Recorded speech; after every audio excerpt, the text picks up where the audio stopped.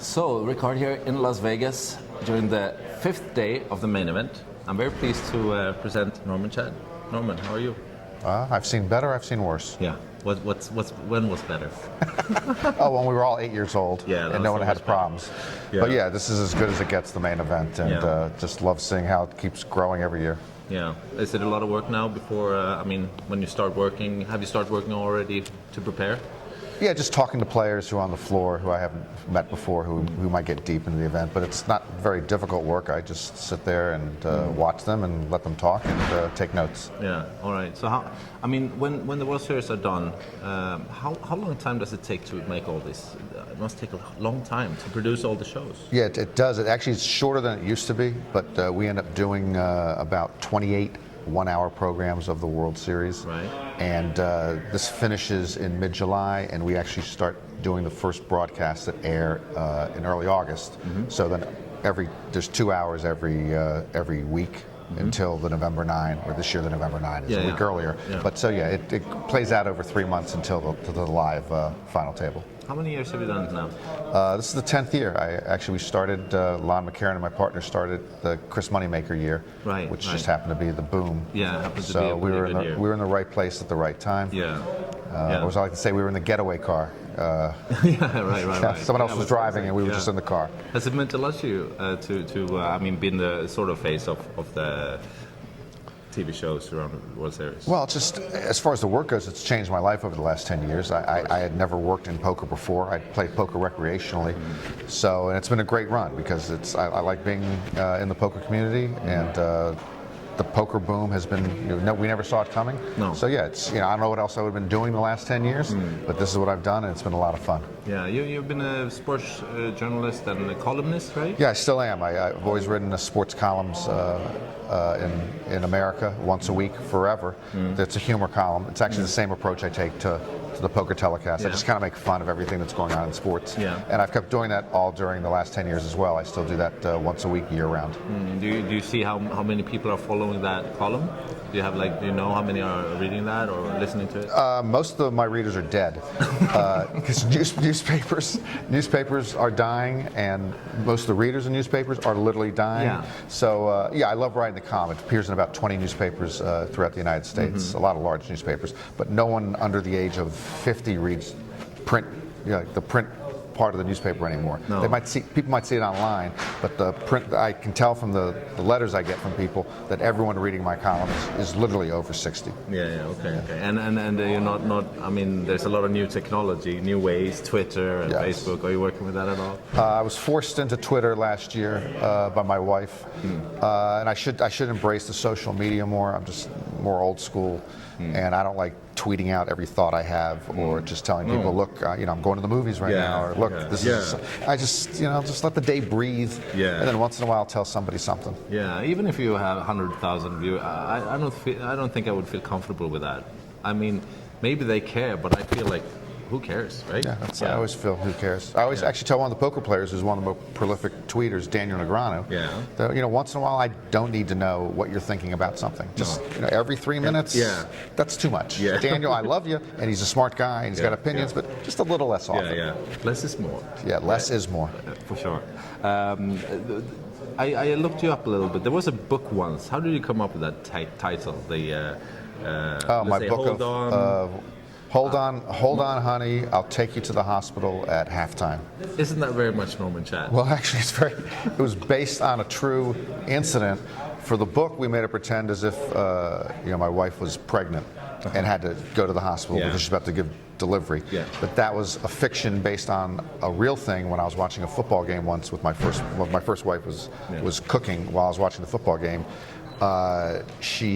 She had some stomach pains, serious stomach pains, and she wanted to go to the emergency room, and it was almost halftime of the game. And I just said, listen, it was a Pittsburgh Steelers game. I was a Steelers fan. I said, if the Steelers don't make a first down right now, we'll go. But otherwise, it's almost halftime. And she left several months later.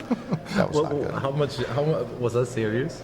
Were you serious? Oh, I was. It's yes and no. I wanted to watch the rest of the. And plus, it was my work. You know, It wasn't a 100% joke. It was. No, it was. There was a little serious and a little joke. But I used to watch sports television for a living, which is what the book is about anyway. Yeah. So it was almost halftime of the game. I just told her, if it's not life-threatening at this moment, just let's wait a few minutes. But again, she wasn't too happy with that. No. She was okay as well after she took her to the hospital.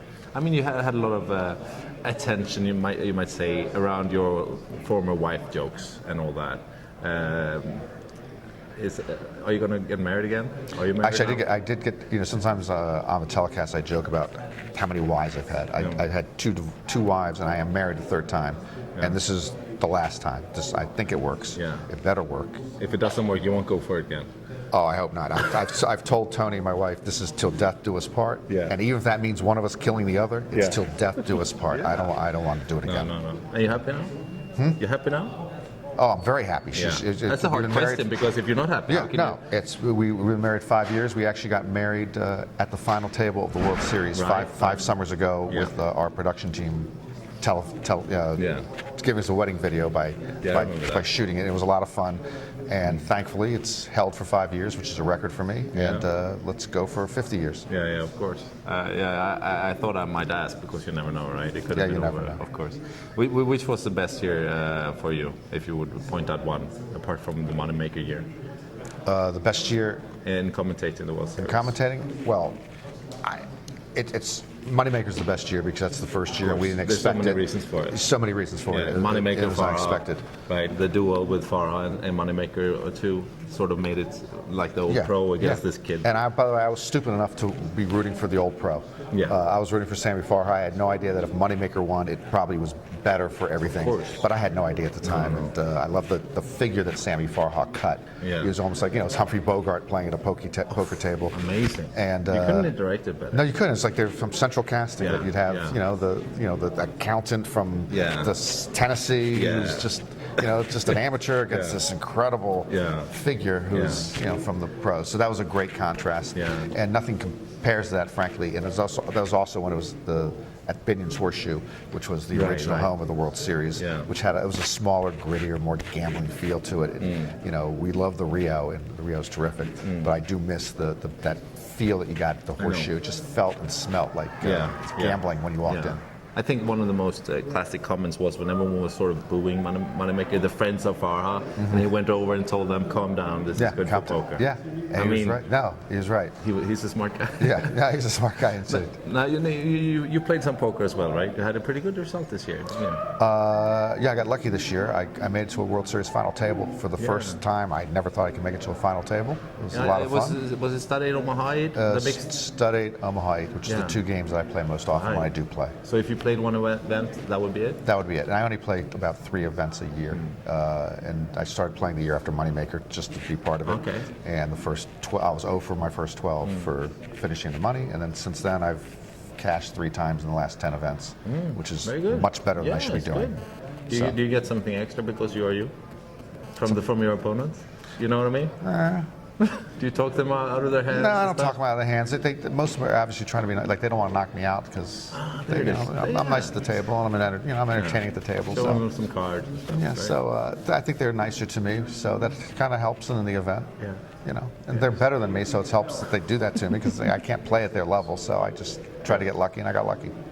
I see Maury standing here, probably waiting for you. He's not waiting for me. Maury, is he a nice guy? Moria Scandani, he's first of all, you never want to. He's our producer, and he runs the whole joint. You never want to bet him on anything, even if there's no chance you could lose the bet, you will lose the bet. So I've learned, it's one of those guys when you shake his hand, you always check your wallet to make sure you still have your money. I learned that very quickly about him. Excellent. I have to say it was a pleasure meeting you, and I hope to see you again. Maybe I come back next year. You're going to be here? I'm going to be here next year. Excellent. Thank you very much. Bye bye.